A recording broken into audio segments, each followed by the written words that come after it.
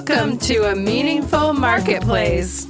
I'm Sarah Masoni from Oregon State University's Food Innovation Center, where I've helped countless dreamers launch their new food products. It's the science of taking a food delight from the kitchen to mass manufacturing and still keeping its great taste. That's what I do.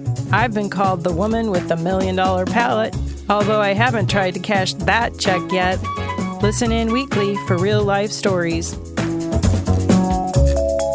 I'm Sarah Marshall, owner of Marshall's Hot Sauce and author of Preservation Pantry, modern canning from root to top and stem to core. I love inspiring business owners to get started on their journeys, encouraging folks to be part of their local community, and I'm excited to help business owners tell their stories. Join us as we explore the journeys of women entrepreneurs in the food and beverage industry. Hello and welcome to Masoni and Marshall, the Meaningful Marketplace. We are here weekly to discuss the journeys of female food entrepreneurs. We are glad you've joined us today as we bring you stories of hope and inspiration. This is Sarah Marshall, owner of Marshall's Hot Sauce. And Sarah Masoni from Oregon State University's Food Innovation Center. Hi, Sarah. Hi, Sarah Masoni. How are you this week? I'm good. I was missing you. I haven't seen you on social media too much. I was thinking maybe you were busy making sauce or something. I am busy making sauce. We have been super busy in the kitchen because we have a big order going out to our friends, the Heatonist in New York. So I'm making lots of whiskey smoked ghost, which if you hear me coughing down here, it's because it's in the air. That's yes, great. Yes. Whenever we have big orders, I am off the social media, which is, I guess it's good. That's how you know I'm business. Well, it's kind of booming. sad when your friend isn't on social media and that's how you miss them. I know. You're like, I haven't seen you online. I haven't heard any late night texts from you or anything. That's true.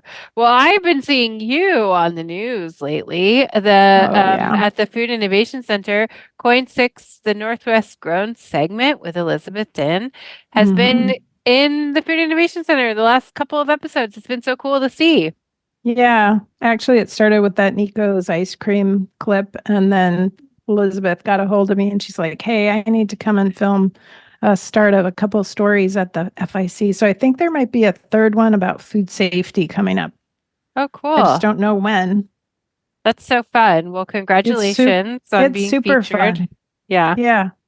And people can find those if they go to Coin 6, and then you just look for the Northwest Grown segments. Yeah, exactly. So for Black History Month, I found on Coin 6 website, actually, there's a Black Restaurant Week. Started Friday the 23rd, and it runs to March 2nd, and over 80 Black-owned food businesses in the region are participating. So check it out. Yeah, that's so great. And people can find the list on the Coin 6 website? Yeah, it's just koin.com. Perfect. Everybody go out there and support. Well, even if you can't go this week, you can find the list there for future reference, which is valuable. Perfect. We want to thank our sponsor for supporting Masoni and Marshall. Thank you for helping us spread the word about entrepreneurs. Let's hear a word from our sponsor.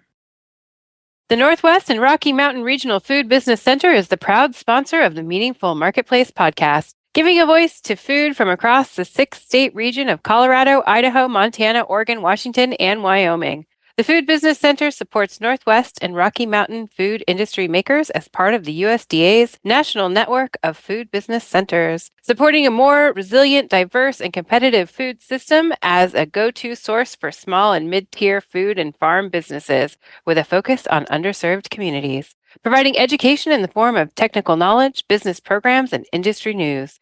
We sponsor trade shows, meetups, and conferences to connect growers, producers, retailers, distributors, and processors, all to stimulate business and raise the standards of our storied food industry. Join us as we travel through the 6-state region, learning more about food makers, food hubs, and food systems. Visit the website at Northwest Rocky Mountain Regional Food Businesses.com to get connected.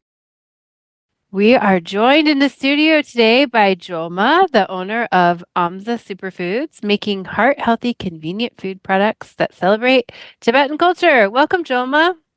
Thank you. Thank you, Sarah from Innovation Lab. And hello, Sarah. of Marshall the hot sauce. Hello, we're so glad you could be on the show. We like to have our listeners be able to find you on social media and online. So, what's the best way for them to do that?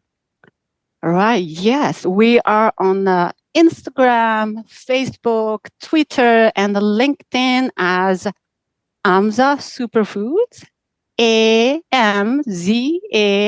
Superfoods with a plural S. And our website is amzasuperfoods.com.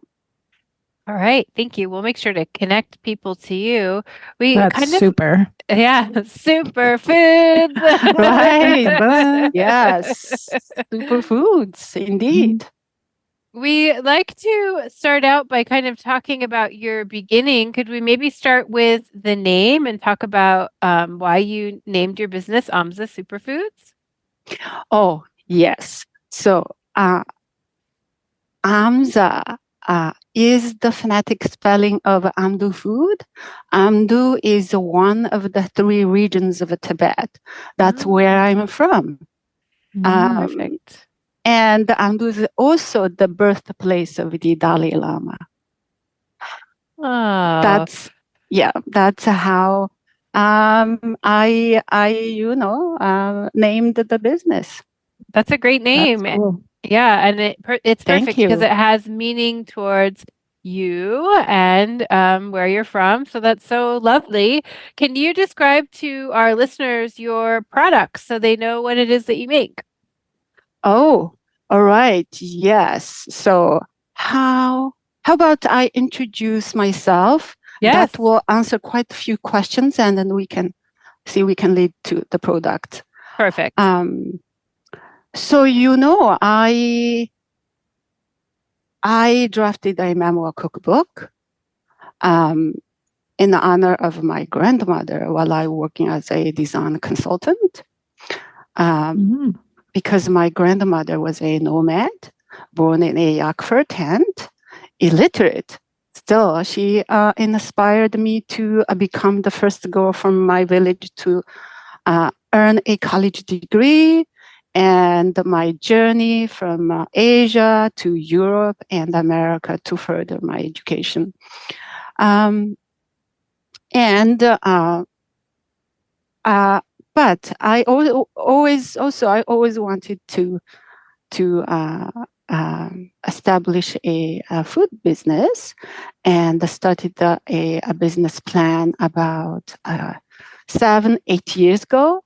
Then my grandmother became very ill, and I flew home to say final goodbye to her.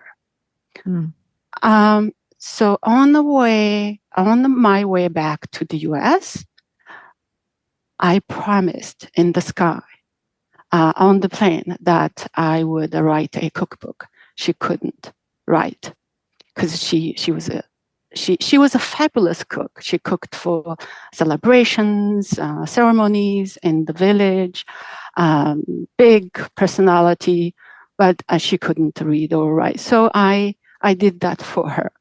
And I wanted this cookbook to benefit disadvantaged women and girls in Tibet. And it took me about 7 years, but it was okay because I wanted to be working to support my son through his university years. And finally, when I finished the book, then I started this business.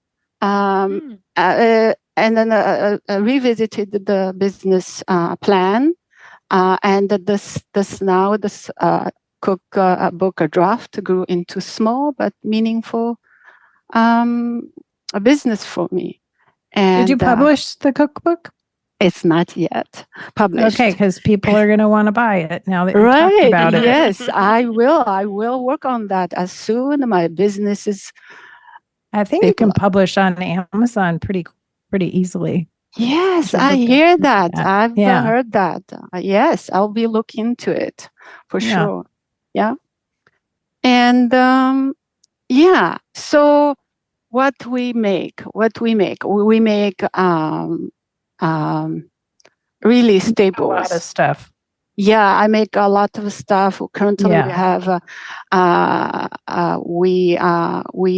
currently we have 5 products: Tibetan samba bowls with Oregon hazelnuts, samba truffles with dark chocolate, samba breakfast mix with nuts and dates, which is the newest one, and the pure flaxseed with pure flaxseed spread or butter with the dates, and the flaxseed spread with the chili and the turmeric. Well, let's since our listeners can't see the product and don't know, let's describe the flaxseed spread that you have. So, what does it look like? What does it taste like? What would people use it on? Right. It's lightly, the flaxseed spread is lightly sweetened with natural dates. One version. It's and the other one is a savory version with it's a chili, turmeric, Sichuan peppercorns we call Jolma. Jolma is also grown in Tibet, where I grew up. Yeah, a bunch of seasonings. It's perfect on the toast, sandwich, as a base for your salad dressings. As a dip, as use as hummus also. It's and spoon it too. It's a perfect. I've eaten it with a spoon for sure. I think I ate a whole jar of it with a spoon. Actually, it was in my office, and I just ate the whole thing. Yes, Sarah helped me to test water activities. Yeah. Oh, Sarah, yes. you helped to test the product so that Jolma could bring it to market. And I convinced Jolma to come and teach us how to make a special Tibetan bread that she makes. Oh, fun. So she spent time with our whole team here at the FIC in the kitchen, and she made this amazing bread. Oh, thank you. That was a big fun, really. I haven't made. That was fun. Yeah, we make bread with wheat bread, barley bread. Sometimes pea is mixed in too, pea flour, but the one we made with Sarah's team was wheat with a little bit of barley flour and flaxseed paste, and layered in, right? Yeah, it was enormous. The bread was enormous. Yes, it was good.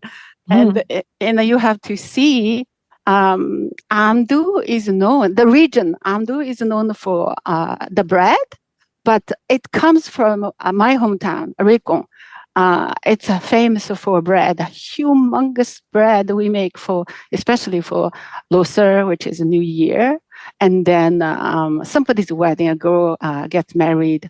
It's just a humongous, a couple of people need to carry that sort of bread. I recently went to my doctor, and I'm 45, so I asked what kind of vitamins or special things I should be eating and paying attention to. And flax seeds was one of the things that she told me that I needed in my diet. And I happened to just order like a granola bar that I just looked up, on Amazon or whatever, and I ordered it, and it was absolutely terrible. Oh no! Did it taste fishy? It tasted like seaweed or something, but it didn't have any seaweed in it. It can get fishy pretty fast. Actually, this is a great segue for me to talk about Bob Moore, because he said he passed away, a couple of weeks ago. He was 94, but he told me once that you should eat 2 tablespoons of flaxseed a day. Wow. For your health. Yeah. Obviously, he was doing that. He lasted till 94. He lived a long, wonderful life. So you can eat Jolma's. Yes, you can get 2 tablespoons. I'm going to try it. Absolutely. I have to send you some, Sarah. I'm going to be at the Portland Farmers Market with you in just a little while. We're going to be neighbors. You're doing the Portland Farmers Market, right? Yes, in the downtown. Yeah, I have a booth and start back up at the market, usually at the end of March. So I'll come buy some of your product from you when we're at the It'll market be together. great. Yeah, Can't yeah, for sure. wait. Can't Yeah. wait to see you in the person. Yeah, it'll be fun. I'm excited to try it. I'm sure it'll be so much better than what I bought online. And speaking of doctor's suggestions, Yeah. our website is pretty new. We soft launched like several months ago, and we Uh-huh. really. It's really nice, by the way. I was looking at it today. Yeah, it Oh, looks great. thank you. And the 1/3 of our online customers are doctors and nurses, Oh, wow. nurses, Mhm. Wow. basically from the healthcare industry. Yeah, that's great. Wow. That means that you're Where making something good for our bodies. That's right. That's right. I'm amazed by the health benefits of the flaxseed. Maybe Yeah. you should have an affiliate program for doctors to sell your product for you. Yeah. Yeah, maybe actually, because they always That's a big suggest. deal. So maybe there's an opportunity for me, for Yeah. us to, it would be good for all of us. Flaxseed is amazingly high in the fiber, protein, lignin, and such, but it's the omega-3 fatty acids that were suggested to eat fish for, Yeah. And Sarah, you tell me, I've heard flaxseed has naturally more omega-3s than fish. Yeah. But yeah, so it's amazing. It's amazing and something I heard recently that this doctor said, I was watching something on the line, regardless of your age, you can still, your brain cells can still grow new brain cells with 3 foods. One of those was turmeric, and Mhm. one is flaxseed. And the other one, I was so happy about hearing these 2, and I forgot what the other one was. 3. Got too You're like, excited. oh, I've got both those, so Yes, it I got doesn't even all of these. matter. Yes. I Oh, love that. And can you tell us when you started your business? We didn't talk about the beginning. Is it pretty new? yes, we are very new. We Mhm. started last year in April 2023. We launched Great. at farmers market Oh, because our foods are less known or unfamiliar, especially samba. So we started at the farmers market to let people taste, experience them in a person. perfect. That's so great. Well, congratulations on launching and getting through your first year in business. It's always hard to get things started and going. So congratulations on making it For this sure. far. Thank Yeah. you so much. I just wanted to take a step back and talk about the omega-6 and the omega-3. Flaxseed has 6 and 3, and a lot of phytoestrogens, which actually helps with estrogen metabolism. So if you're postmenopausal and you need a boost, you should eat Jolma's Amza spread. Yeah, Right. I mean, that's why my doctor was suggesting it. She said that this is the time where I really need those things. And so I think, Yeah. great. I'm headed to Yeah. your booth. Yeah. Mhm. Antioxidant rich which are good for blood sugar regulations, just numerous health benefits. Yeah. Yeah, that's good. And so you sell at the PSU Farmers Market. Are there other markets people can find you at? Yes, we're also at Hollywood Farmers Market every other Saturday, first and third Saturdays, and we just started at the Beaverton Farmers Market this year as well. Oh, congratulations. Thank you. It's also on the Saturdays. And we will soon, hopefully, be at Montvilla Farmers Market. We're pending on the product samples currently. And how have Nice. the markets been going for you? Do you enjoy them? I enjoy very much. I'm a people person. I just I have fun at the farmers market, connecting with the people. I display tons of samples on the table and explaining and just laughing. I enjoy very much, and the people seem like our food, and they come back. We're new, but we're building, slowly a customer base. They come back. Yeah. That's my favorite part about the markets. I love interacting with everybody and getting to know them. And then, after a while, kind of making new things based on my regular customers and what their needs are. It's a very fun environment to be part of. And I love the other vendors. That's where my best friends come from. Yes. Yes. I love when somebody comes, hey, Jolma, can we trade? With our fresh vegetable. Yes. Love to trade. That's my favorite. Yes. We're going to take a quick break and we'll come right back. Oregon State University's College of Agricultural Sciences and the Food Innovation Center are proud sponsors of Meaningful Marketplace. With a mission to serve all Oregonians, we are committed to giving voice to those whose food and agricultural stories are not always heard. By providing access and opportunity for a more diverse and just food system, because food brings people together. Let's just take a trip down memory lane. Can you tell us a little bit about your last trip to Tibet? And if someone was traveling with you, what would they have experienced? If someone's traveling to Tibet with me, and that would be, oh my God, how do we begin? Happiness, fun, love, beauty. You will see, tons of food, people gathering around the food for somebody, an elder's life, honoring one, older person's life, cooked in a room-sized pots, and dumplings steamed in humongous steamers, fun celebrations like, alaru, something we have in the summer.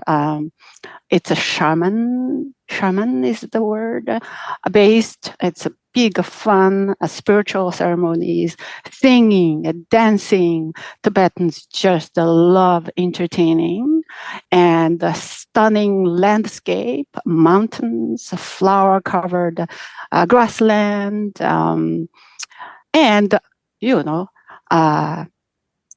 will see prayer flags everywhere in every color, flying high as if saying, welcome, Sarah.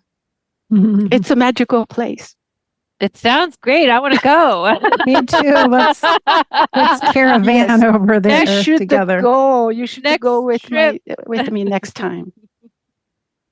It sounds great. Beautiful and magical. So on your website, you have this beautiful robe on. Can you tell us about its traditional, I'm guessing, a traditional robe? Yes, that's a traditional robe. That's a simple one, simple everyday clothes in the Amdo region. Each region has a slightly different clothes, but the really is the same. Long robes, big robes. The Lhasa region or Huizang has a simpler version, sleeveless as well. But yes, that's my traditional clothes. I wore last weekend. This was for Loser celebration dinner. Loser is traditional Tibetan New Year. Nice. I wear that for celebrations here as well, and I feel beautiful when I wear them. I feel tall. It's just a wonderful feeling when I wear them. I also noticed that you have purple barley in your cereal that you have, and that we grow purple barley here in Oregon. Are you using Oregon purple barley? Absolutely. We source from here locally. We Our purple barley comes from Sun Gold Farm. And Yeah. yeah, they're at the farmers markets everywhere around the town. Mm-hmm. And we source hazelnuts from Freddy Guy Hazelnuts, also a Nice. local farm at PSU Farms Market there. And flaxseed comes from Cam's Milk. What is it? Cam's Yeah, Camas Country Mill. Yes, Yeah. Cam's Country Mill. They're great. Others, we source everything we can source from local farmers, Mm-hmm. and some other things we can't, then we source them from Oregon suppliers. Nice. And That's are you great. making everything yourself, Jolma? Yep. We are making everything by ourselves at a commercial kitchen here in the Northeast side. It's a restaurant. They until recently they open only for evenings, so we made them in the mornings. Arrowwood restaurant. Nice. Mm-hmm. Perfect. I did an event a while back with the Culinary Breeding Network and Oregon State University. I went down to Corvallis to talk to people about purple barley. They were trying to promote that as a crop. And so I went and cooked it was zucchini season. So I had a million zucchinis in my garden. So I made zucchini like fritters with purple barley, and they turned out really good. But I was very surprised that there weren't a lot of people that knew what purple barley was, and they hadn't had it. So It's so weird, isn't yeah, it? isn't it? It's so interesting, Sarah. Yes, purple barley is originated in Tibet. Okay. I've read that an American traveled to Tibet in 1924 and brought some seeds back to the U.S. And the seeds left in the U.S. seed bank in Texas, if I remember correctly, for almost a century. Wow. And then in the recent years, they're rediscovered and now grown around us in Oregon, Idaho, and in the West Coast. Yeah, and they call some of the varieties have funny names. One of them's called Streaker. Mm-hmm. Oh, Another that one's one. called Naked. Yeah, that one is one of those they did here. Yes, there are different types of barleys for sure. Yeah. And there's a Tibetan black barley also grown here. That's dark. Cool. We say black barley in the Tibet. Jiner means black. Niner is black barley. And the purple barley we grow. Barley, interestingly, grown on a Tibetan plateau 3,600 years ago. And the Tibetans, it's been a staple for Tibetans for all those years. And Zamba is one of, actually made roasted purple barley or dark barley flour. Could you say something for us in your native language? I think most people have never even heard a Tibetan speak. Niner, and Sarma. Niner is a dark black barley, Tibetan black barley. And Sarma is flaxseed. It's grown where I grew up. We eat. We make the paste into bread, and I grew up eating bread dipping in the flaxseed oil. That's sarma. And chasidilo means, hello, from away. Are other people in your family involved in the business, or is it just you? Just me. My husband has been helping me. But it's me full time, just myself, and I have a couple of part time staff helping around. but just me currently. We're very small. Well, that's a good place to start. That's how I started too. And I've still tried to keep things smaller and have a couple of employees now, but that means that you're usually at the farmers market. So can people expect if they come to the PSU farmers market on Saturdays that they'll see you there? Yes, Perfect. I am at farmers market. Great. So we always like to send people to meet you directly. If they hear this episode and they want to talk to you and meet you, they can most likely find you there at the market. Yeah. Sometimes I go to Beaverton or Hollywood occasionally, but mainly PSU is my place. Perfect. That will be Yeah. great. And Can do you you go ahead? go ahead, Sarah. I was just wondering if you could tell people what the samba balls are. I don't know if us just talking about samba balls means anything to anyone. So if you could tell us what they are, I think that would be great. Yeah, samba is really made with a roasted purple barley. It could be a black barley too, but we use purple barley, sourcing from widely available here, and we may use 100% natural, non-GMO organic ingredients. This crop, by the way, is eco-friendly crop. It has a short growing season and whole grain that roasted in the ground.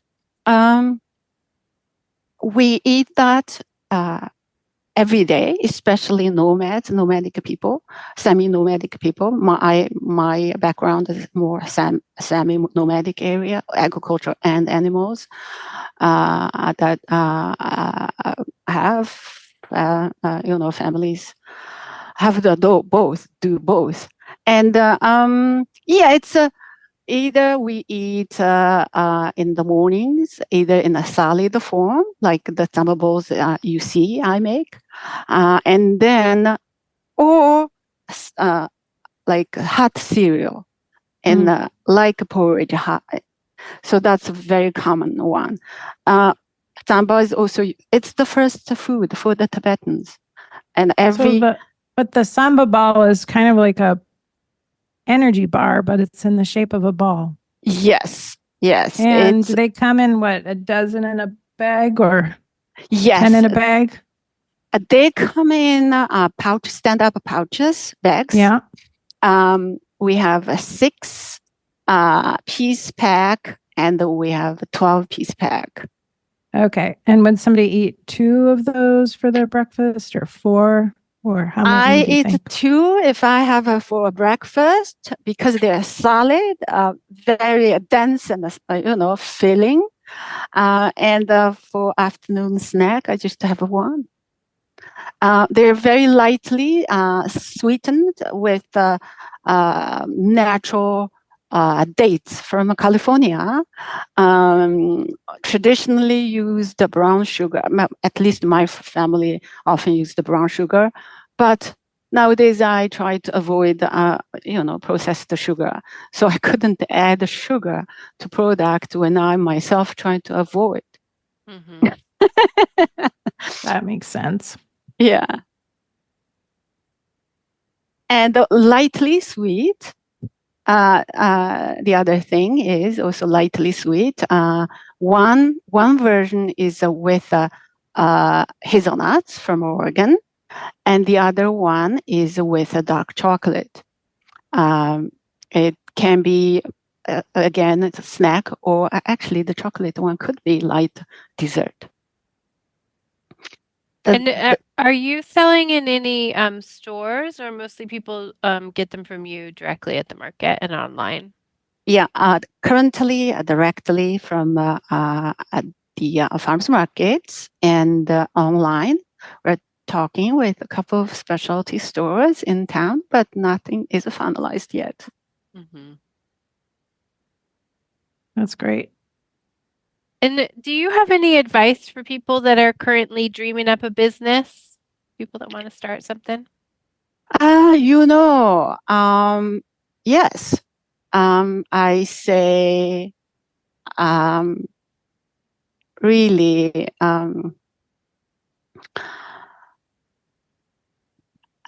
ask for help, ask for tips, connections, or grants, find a mentor, because I say, those who ask shall receive.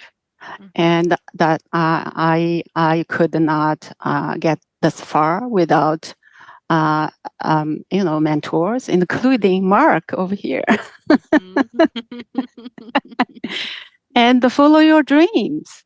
2 decades ago, I dreamed of traveling to the West and learn English, and I've done that. Meanwhile, I dreamed of establishing a food business, and it took some turns, but I am on it now.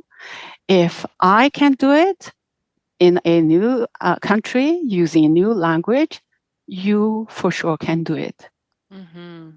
That's good advice for people, because I know it can be challenging too to have it be English be your second or third language, to be able to figure out all of the forms and things that you need to do. So I would like to encourage people too, if they're listening, to reach out. I know Sarah and I both have had quite a few people reach out to us that need help when they get into their filling out FDA forms and Department of Agriculture forms. So we can help with our eyes closed. Yeah, right? exactly. Yeah, just ask for help. We love to help people. So I think that's really good advice. Find a mentor and find somebody to help. Because for us, it's like we've done that for a long time. We've filled out all these forms for a very long time so we can help people. And I know sometimes it's heartbreaking to think that that is the one thing that stands in the way of somebody being able to license and establish their business, is that English isn't their first language. Yeah, it's for sure. Absolutely. It's overwhelming. I dreamed about this for many years. And then finally, it's still, I had all the recipes, tons of recipes to use, built off of, but still, it's a lot of things going on. So I took the program with the community college. Getting your recipe to market? Yeah, getting your recipe to market. Such a good investment. Yes, a great investment, intensive course, but tons of resources. What you need to do, all the things laid out. You get a list of things you need to do, and that just made a huge difference for me. Yeah, it's every Tuesday night, I think, for 12 weeks, and then towards the end, you get to present your product to New Seasons Market here in Portland. Right.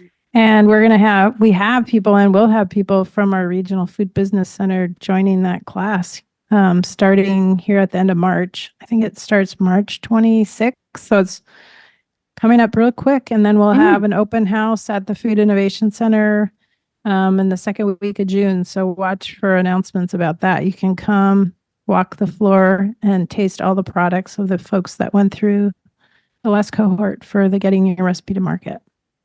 Yeah, it's such a great course and resource that we have here. So if anyone is listening and is thinking about starting a business, it's a good place to start. Check out when they're doing the next round and see if you can sign up.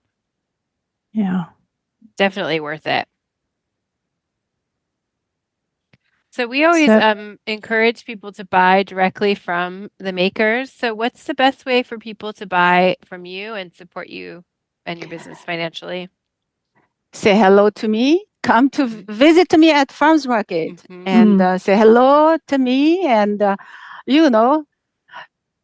try my food. I have tons of samples on the table, just waiting for you to experience. And also online. We're also online at amzasuperfoods.com. Perfect. A lot of our listeners are trying to decide if they're going to start a business, a food business. Can you just tell us what you did before you decided to start this food business? Are you still working? Yeah, before I was preparing, always, some things you want to do before you start a business. For me, was finishing the book, drafting the cookbook, memoir cookbook, because knowing if I have started the business, I wouldn't have time for a detailed memoir storybook. So I did that first, and I, kept saving some money for starting the business. And that was really good, and if you plan, you can save some money, and then you have some to start. For example, the starting a food business does take, some money. For me, for example, it costed me about $15,000 to start everything. Little, buying little gadgets, all the packaging, glasses, caps, the metal caps, ingredients, and some small tools. All insurance, all those things. Professionally, what were you doing? What were you doing to make money so you could start this food company? Right, exactly. Even though if your job is a job that you no longer find meaning in the job, but think about what you're going to do and do some work and save some money. That worked for me. Yeah. Now I am so blessed. I'm doing always something I always want to do, and while also hoping to benefit the sisters and the girls I left behind. I want, because I was the very first girl to have to earn a college degree from my village. I wanted to give back as soon as I can, to support girls for higher education. We love that. That's a great mission. And we're so glad that you're doing that and that you're a great example for all of the women in your village. Yeah. Oh, thank you. Yeah. Proud of you. Thank you so much. Of course. Cool. Well, unfortunately, ladies, we have to wrap the show. It's time for us to end. But Jolma, it was so nice to meet you. This is the first time I've met you and interacted with you, and I'm really glad that happened today. I'm sure we will interact again. We'll see each other around town. So I'm glad that we could do this today. Yes, thank you so much for having me today. And I'll look forward to see you both at the farmers market. Sounds good. Yeah. We record Mazzoni and Marshall live every week. Find us on your favorite podcast platform like iTunes. Thank you to our audio engineer, Lon, and our production assistant, Chelsea. If you'd like to be a guest on the show, you can DM us on our Instagram, Mazzoni and Marshall. And we'll be back next week, everybody. Bye. Bye for now. You're listening to the Startup Radio Network. Listen, learn, launch. 10% of our gross revenue goes directly to women entrepreneurs in developing countries around the world through Kiva's microfinance program.